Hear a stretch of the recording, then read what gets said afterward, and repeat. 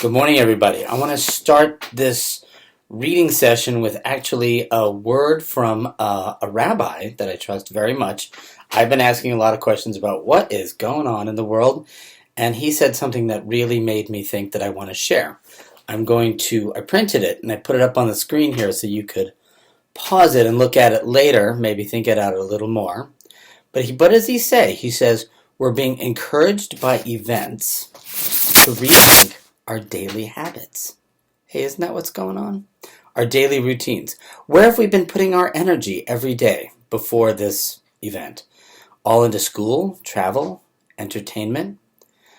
Now, he says the purpose of life is actually not in these tasks and distractions. Now, I understand that's his opinion, but he's trying to be wise. Think about that. So now we're encouraged by this event, this virus, to rethink what is life. In one way, you could see this as a miracle, because in one moment, without anyone saying a word, all our daily habits are on hold. And this is the part that I wanted to share with you. I think that's kind of amazing and true. It's not a warning. It's not a punishment. It's not a doomsday. This is going to pass. And there's a good chance, he says, we'll find the world to be a better place afterwards, especially if we choose now to look after each other. Maybe this is a chance to awaken to how we've forgotten the purpose of life is to care for each other, learn from each other, be with each other, and not just live amongst each other in the midst of distractions.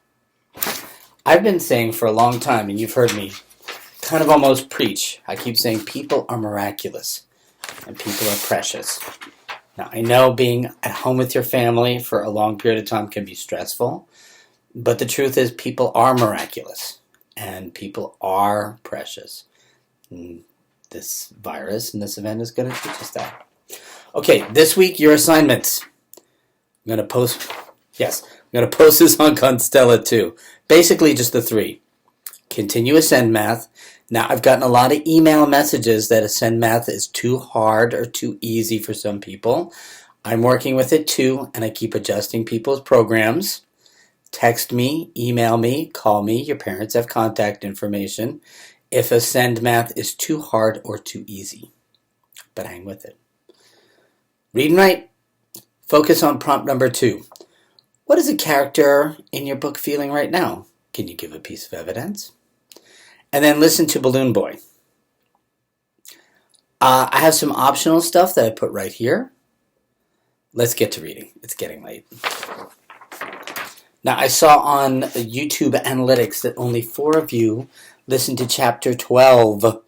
You're going to want to listen to Chapter 12 before you listen to Chapter 13 because Chapter 12 is amazing. It's kind of a crescendo of the book, but we're not in the balloon ascension just yet. That's next chapter. But today, ladies and gentlemen, Chapter 13. And when we last left our chapter, not to plot spoil, Reddy had witnessed the wedding of Pat Hull and Lola Montez, and newspapers were interviewing him, and he was a toast of San Francisco, and he was looking at an apprenticeship. I don't think I should spoil the plot. You're going to have to listen to the last episode. Okay, Chapter 13 today. The summer dragged on. Father's recovery was slow. Mother continued to sew, with Lydia's help. It didn't pay much. Brothers kept collecting cans for the pig-lead. Reddy felt more frustrated with each passing day. Initially, he had hoped to distinguish himself with his new bosses at the Commercial Advertiser, the new newspaper, by selling more than anyone else, but the news was slow, and boys selling the other newspapers had no better luck. The only time any newsboy earned any decent money was when a steamer brought the New York Herald. So it was back to finding odd jobs, running errands, delivering produce, carrying packages, distributing handbills for upcoming theater shows. If all else failed, he'd collect cans too. As Reddy raced about town, doing whatever paying work he could find, he daydreamed about finding Lydia's brother. The dreams usually included Lydia flinging her arms around Reddy in undying gratitude, but never spelled out how Reddy would actually find him. Maybe if he could locate Clarence Wallace, the daguerreotypist. How? One day as he walked by a portrait gallery on Clay Street, he had an idea. Maybe someone would know about Wallace's Daguerrean Saloon, so he went and spoke to the proprietor. The man paused to think. Ma Wallace might have bought supplies for me once. Short fellow, right?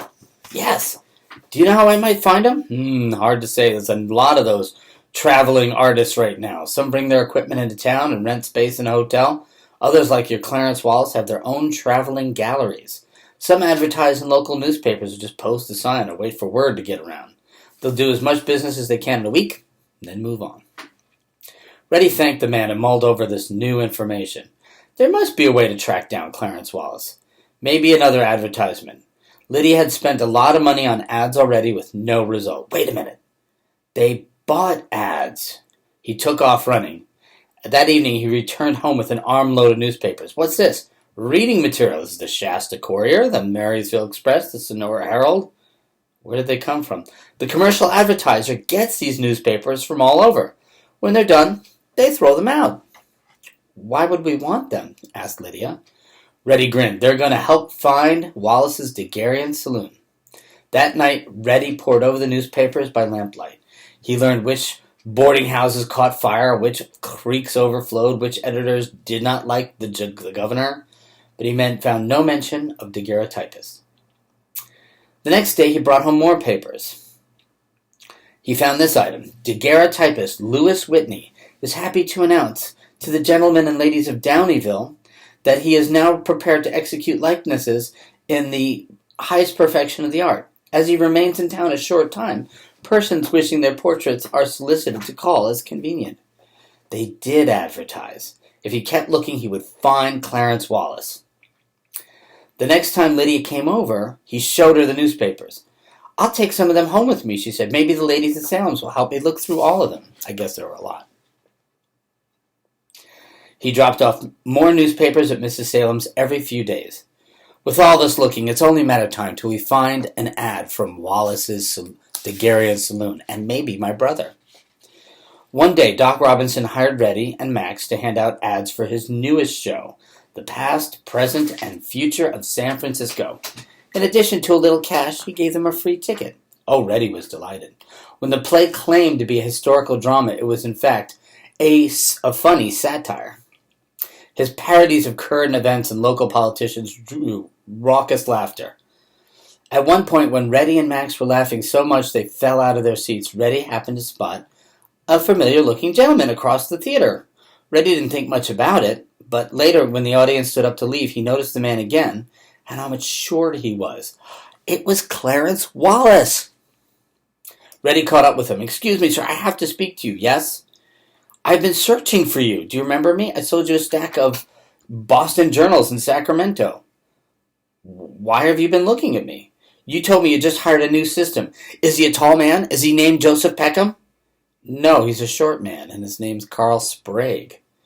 Reddy felt like someone punched him in the stomach. He had been so sure Clarence Wallace was the key to finding Joseph Peckham. He would have staked his life on it. All those hours spending tiny newsprint by candlelight for nothing. The daguerreotypist steered Reddy towards a crate on the sidewalk. Why don't you sit here and catch your breath? Regaining his composure, Reddy explained the situation, and he listened. Hey, even if I hadn't showed up today, it sounds like you would have tracked me down before too long. But I'm not the one you want. He paused. I might be able to help you, though. When I returned to Marysville, my new assistant told me a friend of his stopped by in my absence. An artist named Hezekiah Waldo. That would have been about the time your fellow was in Marysville. Did he hire an assistant? I don't know. I never saw. However, I know he could use one. He doesn't have a saloon on wheels like mine. He has his own building made so he can take apart and transport it by wagon. When he comes to town, he finds a vacant lot, and he sets up his little building and his gallery in 2 hours. It's pretty good. How might I find Hezekiah Waldo? He could be anywhere. If I were you, I'd keep reading those newspapers. He's bound to buy an ad sooner or later. And so ends chapter 13.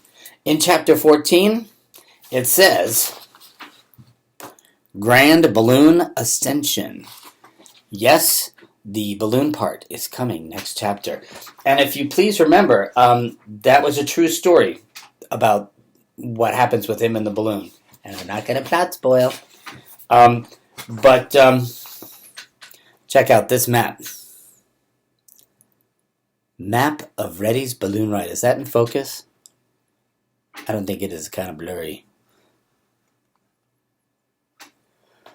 Okay, hang in there. This week I'm going to be reaching out to everyone by telephone and trying to connect. And hang in there, guys. Hang in there. We'll talk soon. And watch Mr. Litt's video every school day. Woo! Okay, take care.